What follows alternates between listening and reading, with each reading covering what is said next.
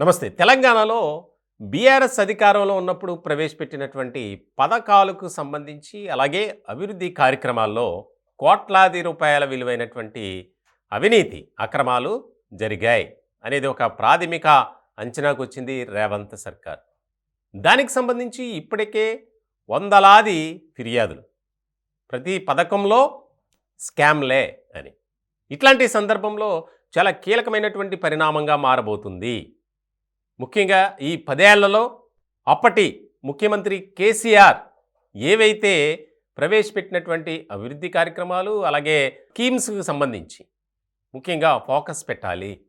ప్రతి దాంట్లో అవినీతి జరిగింది, సరైనటువంటి అర్హులైనటువంటి లబ్ధిదారులను ఎంపిక చేయలేదు, కేవలం ప్రతి పథకంలో గులాబీ పార్టీకి చెందినటువంటి నాయకులే లబ్ధి పొందారు అనేది ప్రధానంగా వినిపిస్తుంది. ఇట్లాంటి క్రమంలో చాలా కంప్లైంట్స్ వచ్చాయి వీటి మీద. దళిత బంధు కానీ, రైతు బంధు కానీ, డబుల్ బెడ్రూమ్ ఇల్లు కానీ, ఇట్లా చాలా చాలా చాలా ఉన్నాయి. వీటిపై సమగ్ర విచారణ చేయాలి.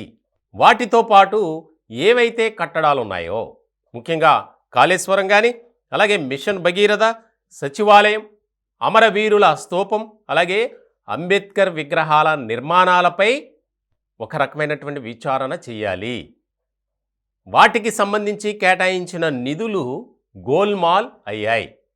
కొంతవరకు వినియోగించి మరికొంత గులాబీ నేతల జేబుల్లోకి వెళ్ళాయి. ఇది ప్రధానమైనటువంటి ఆరోపణగా వినిపిస్తుంది. దీనికి సంబంధించి ఇప్పటికే న్యాయ నిపుణుల సలహా తీసుకున్నటువంటి ముఖ్యమంత్రి రేవంత్ రెడ్డి గారు దానికి ఒక కమిటీ వేసి, ఆ కమిటీలో ముఖ్యమైనటువంటి సీనియర్ న్యాయవాదులు, అలాగే రిటైర్డ్ పోలీస్ అధికారులు, దానికి సంబంధించి ఇంకా కొంతమంది కీలకమైనటువంటి వ్యక్తులు ఒక కమిటీగా ఏ పథకం ఏ విధంగా అమలు జరిగింది అనే దాని మీద ఒక సమగ్రమైనటువంటి విశ్లేషణ, విచారణ చేసి ఒక నివేదికను ప్రభుత్వానికి అప్పగించాలి. ఆ తదుపరి దానిపై యాక్షన్ ఉంటుంది. ఇది ఇప్పుడు రేవంత్ సర్కార్ ఫోకస్ పెట్టినటువంటి అంశం. ఇప్పటికే మనం చూసాం, దళిత బంధు కానీ, కాళేశ్వరానికి సంబంధించి కానీ ప్రతి దానిలో అక్రమాలే. ముఖ్యంగా టీఎస్పీఎస్సీలో ఏ రకమైనటువంటి అవినీతి అక్రమాలు చోటు చేసుకున్నాయో మనం చూసాం. కోట్లాది రూపాయలకు పేపర్లు అమ్ముకున్నటువంటి పరిస్థితి.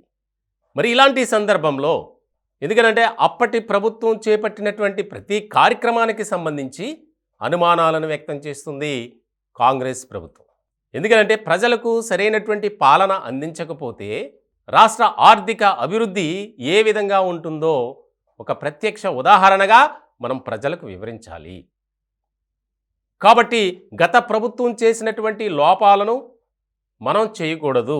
ఎందుకు ఈ విధంగా అభివృద్ధి చెందలేదు అంటే రేపొద్దున మన దగ్గర ప్రజలకు చెప్పడానికి సమాధానం ఉండాలి. అందుకే ప్రతి పథకానికి సంబంధించి విచారణ చేయాలి. దాని వెనుక ఎవరున్నా సరే వారిని బయట పెట్టాలి, వారికి సరైనటువంటి శిక్ష పడాలి. ఇప్పటికే మనం చూస్తున్నాం, ఐపీఎస్ అధికారులు లేరు, ఐఏఎస్ అధికారులని లేదు, ఎవరు పడతా వాళ్ళు ప్రభుత్వ భూములను ఆక్రమించుకోవడం, దానికి సంబంధించి ఒక రకమైనటువంటి తమ పేరున రిజిస్ట్రేషన్ చేయించుకోవడం, లేదా పేదల దగ్గర నుంచో లేదా కొంతమంది దగ్గర నుంచి అతి తక్కువ ధరలకే ఆ భూమిని కొనుగోలు చేయటం, ఇట్లాంటివన్నీ ఎక్కువైపోతున్నటువంటి తరుణంలో అధికారాన్ని అడ్డు పెట్టుకుని విచ్చలవిడిగా వ్యవహరించినటువంటి అధికారులు, ప్రజాప్రతినిధులు అందరి భరతం పట్టాలి. ఇది రేవంత్ రెడ్డి గారి సర్కార్ ముందున్నటువంటి ఒక బిగ్ టాస్క్ అనే చెప్పాలి. దీనికి సంబంధించి త్వరలోనే ఒక కమిటీని ఫామ్ చేసి, ఆ కమిటీ ద్వారా ఒక నివేదికను తెప్పించుకొని, దాన్ని స్టడీ చేసి, న్యాయ నిపుణుల సలహా తీసుకొని ఏ విధంగా ముందుకు వెళ్ళాలి ప్రజలకు తెలియజేయడంతో పాటు అక్రమాలు, అవినీతి చేసినటువంటి అధికారులను కానీ, ప్రజాప్రతినిధులను కానీ ఎవరిని కూడా ఉపేక్షించకూడదు. ఇది మెయిన్ టార్గెట్. దానికి సంబంధించి రేవంత్ ప్రభుత్వం అడుగులు ముందుకు వేస్తుంది. చాలా కీలకమైనటువంటి పరిణామాలు చోటు చేసుకునే అవకాశాలు స్పష్టంగా కనిపిస్తున్నాయనే చెప్పాలి.